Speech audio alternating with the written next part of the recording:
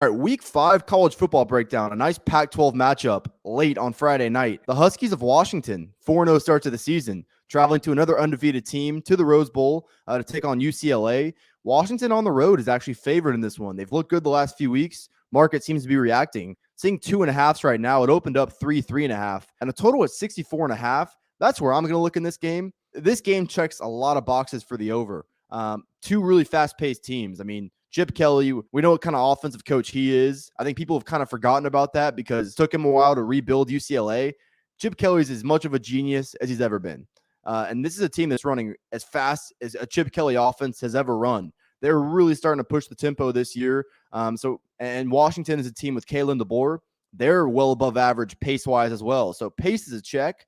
You got two experienced quarterbacks here. Michael Penix. I've said what I had to say about Michael Penix. I've kind of been proven wrong. This is a Washington team. I think with their offense, it all starts up front. They were projecting to be elite along their offensive line last year. They didn't live up to the bill. They got a lot of those same guys back, and they've started to live up to that bill this year. 0 sacks in their last 2 games. And I think giving Penix time to run that offense, I mean, he worked with Kalen DeBoer back in 2019 when they were both at Indiana. That happened to be Michael Penix's best year. He's really looked good these last 2 weeks. He's torched Michigan State through the air. He looked really good last week against Stanford.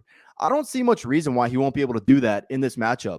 I played UCLA over the 8.5 wins, and so inherently I do like that team, and I hope they win this game. But their defense is going to be the worst unit on the field on Friday night. I mean, their secondary had their fair share of struggles a year ago. I think this is a matchup where they can get picked on in their secondary, and this is going to be a tough matchup, stepping up and playing this Washington offensive line that has been as good as they have this year. UCLA has played Bowling Green and South Alabama and Colorado, played a really weak schedule.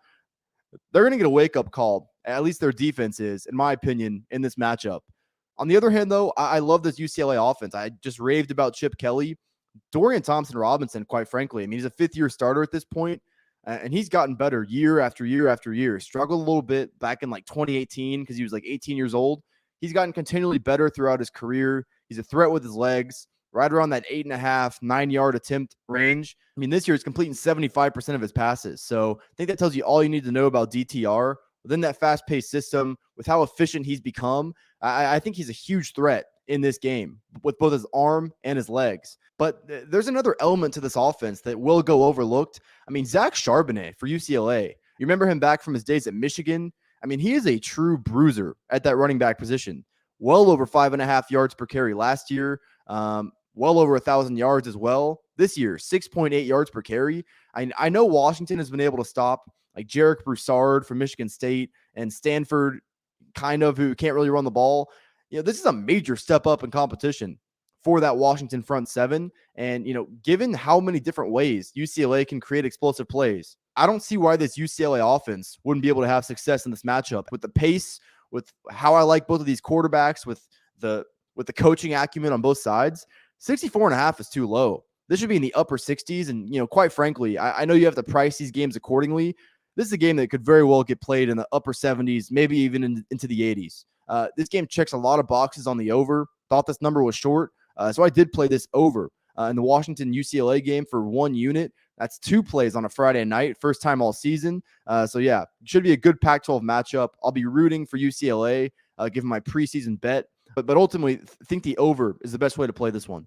Before we get out of here, guys, I know you've been staring at the shirt the whole time. If you're wondering how you can look as cool and sexy as me, let me tell you, Proud90.com, unique but very comfortable polos as well. They got t-shirts, hoodies, quarter zips, recently added a ladies line. Proud 90's got all your golf apparel needs. Browse their selection. If you see anything you like at checkout, use code Fordham. It's going to get you 15% off your entire order. Check the description for more information.